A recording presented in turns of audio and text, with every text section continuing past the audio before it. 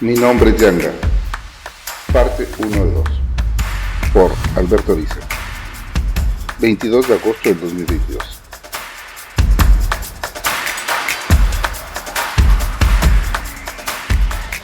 El siglo XVI inició con los descubrimientos de las tierras de las Indias, que al tiempo se llamarían Américas, esto gracias al financiamiento de la Corona de Castilla. Por su lado, los portugueses, al verse menos presionados por esos vecinos que volteaban al otro lado del mar, consolidaban sus intereses en el continente africano. Los indios americanos habían sido declarados súbditos, por lo que su uso para el trabajo duro fue limitado. Corría la década de 1560, cuando el comercio de esclavos resultados de las guerras justas, entre otros en el Congo, se convertía en la fuerza laboral de las plantaciones del otro lado del Atlántico. Ser el heredero del trono no es un privilegio, como muchos consideran. Por lo menos no en nuestro reino. Desde que mis piernas me sostuvieron, inició mi formación. No ha habido un solo día de mi vida en que lo mejor del reino no esté ansioso de depositar en mí sus más preciados conocimientos. He pasado duras temporadas rompiendo piedras, seleccionando la roca apropiada para hacer el ángulo perfecto en la albarrada. He estado agachado por horas interminables, removiendo las hierbas, hasta que las ampollas dentro de las ampollas han reventado. Otras temporadas las viví avivando las llamas de los hornos, donde con una paciencia infinita se cocinaban los jarrones y platos, que tan bellamente hacían las manos de nuestros artesanos. Fue iniciado en el secreto de encontrar la base de barro, los pigmentos enterrados en la tierra y la cuidadosa mezcla para lograr la fina masa que permitía moldear las caprichosas formas.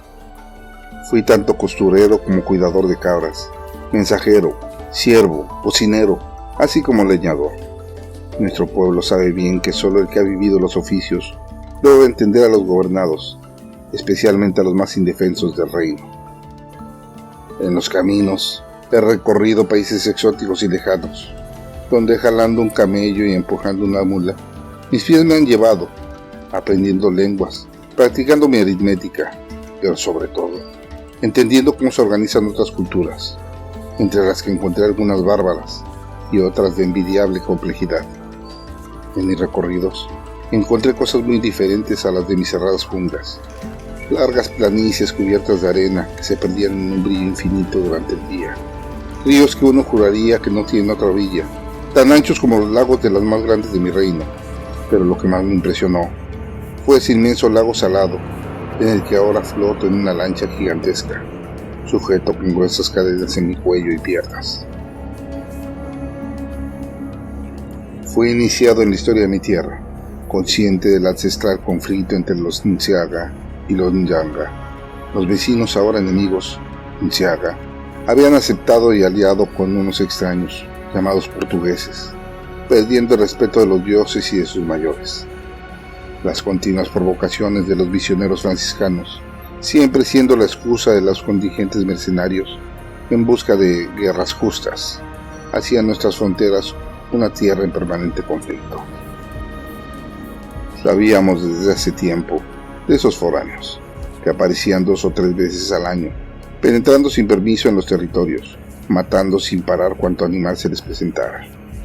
Decían los viejos que son demonios, que solo sacian su apetito con la carne de nuestro pueblo, que con nuestra piel curtida al sol en tan bello tono ébano, tenían los cielos garantizados. Esos demonios robaban a los mejores, para llevarlos a las mesas de sus reyes, quienes los comían en festines insanos. Fue una emboscada. Sucedió cuando regresábamos de entregar la ofrenda en las profundidades de la tierra, en la gran morada de los dioses, en el santuario del monte Ibonji. El colmillo tallado del enorme elefante que había sido regalado ahora dormía en el fondo del santuario, escondido en sus alturas, acto que completaba el rito para ser nombrado rey de nuestro pueblo, de Gabón. Nos atacaron por todos lados. Eran más de 50 blancos, provistos de esas armas que lanzaban trueno y rompían la piel, seguidos de 200 guerreros en pie de lucha. Eran hermanos del otro lado del río. Era inconfundible el color ocre de sus escudos. Ahora sé que ellos nos entregaron por ambición de mis tierras y ganados. Mis hombres lucharon con valor, y si no es porque mandé detener la oposición, hubiéramos muerto todos. Más de 30 hombres y 15 mujeres de la centena que iniciamos la peregrinación fuimos apresados. De inmediato me señalaron, un hombre de raras ropas y con un hueco en el pelo de su cabeza, me recitó algún tipo de oración, sosteniendo un gran libro donde con tinta marcaron mi mano. Me quitaron los collares, las orejeras y hasta mi nariguera. Se ve que estaban dispuestos a acabar con mi espíritu a como diera lugar.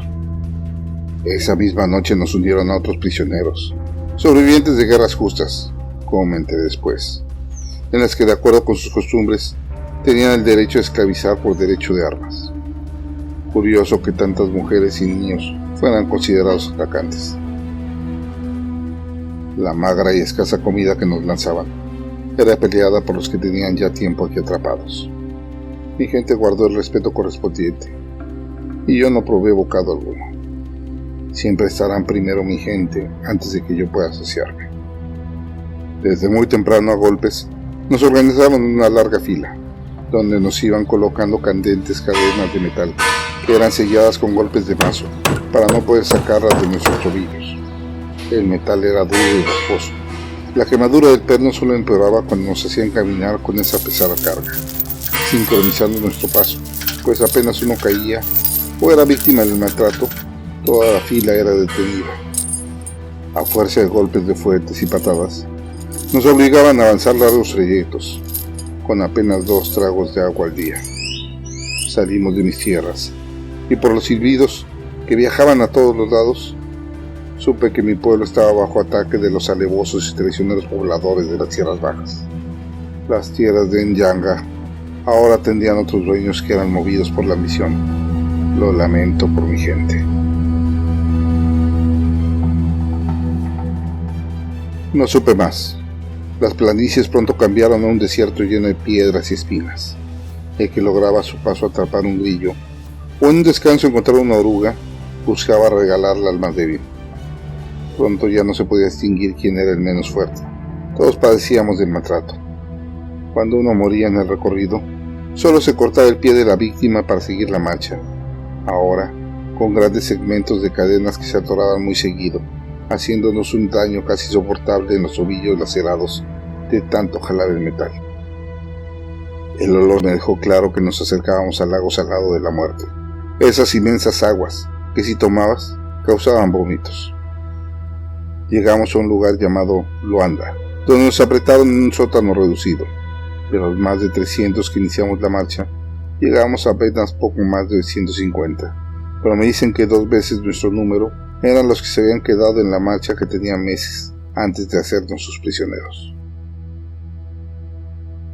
Es imposible dormir cuando el codo del vecino presiona tu cabeza, que a su vez es apretada por una rodilla. La velada fue difícil, pero peor el día que nos tuvieron ahí hacinados sin comida y con la única bebida de la lluvia matinal.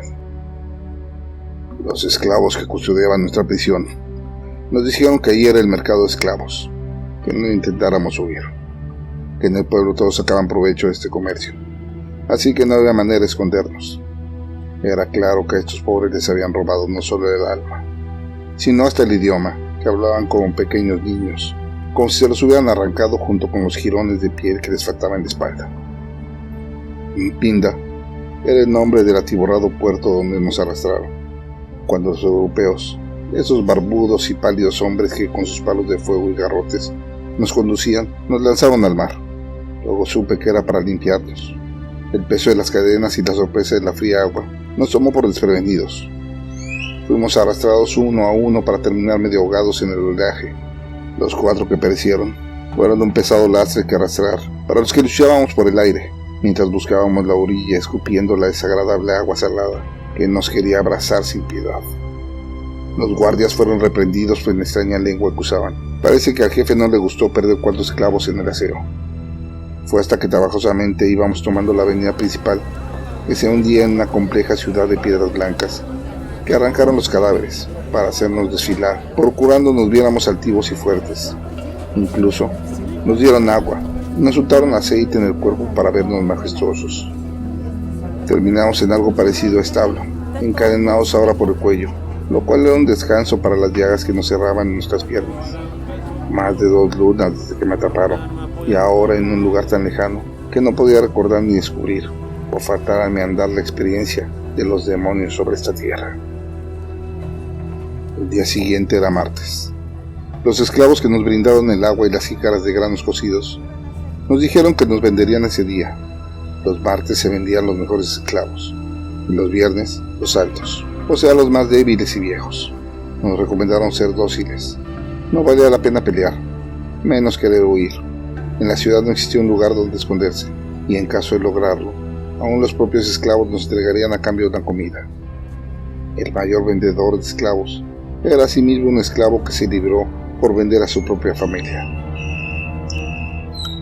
Era mejor ser vendido en martes, pues los viernes habían ganado el mote de Black Friday o Viernes Negro, pues solo los despojos humanos eran ofertados para las labores más repugnantes, en las que sabían no durarían con vida los esclavos, como la apertura de las peligrosas minas, donde el encontrar una roca diamante era la diferencia entre comer o no. Nos separaron en grupos de 4. A mí, por mi altura y porte, fui colocado con 2 de mis hombres, mi guardia personal, y un foráneo de algún lugar desconocido con un suajili difícil de entender. Los demás de mi séquito habían muerto. Más de una docena fueron mezclados con otros, separando mujeres, jóvenes, hombres fuertes y los menos enteros, y hasta por tonos de color de piel.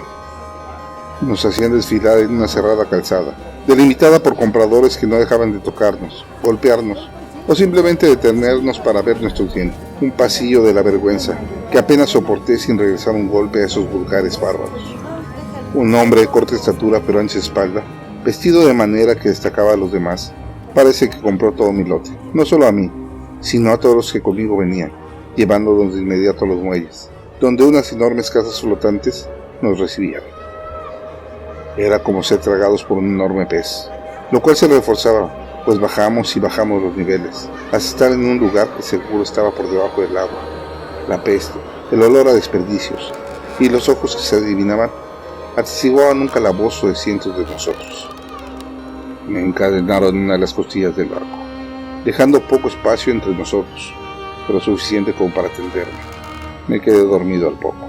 La oscuridad y el calor eran lo único que permitía un descanso. Los crujidos pronto me despertaron. Con ellos inició un horrible bamboleo, un ir y venir que hizo que todos volteáramos el estómago. No faltó quien muriera asfixiado en su propio vómito. No podíamos hacer nada por él, solo verlo. Una vez al día el alimento y el agua llegaban. Cuando encontraban un muerto, gritaban algo y no tardaban mucho en llegar un par de marinos a tomar el cuerpo.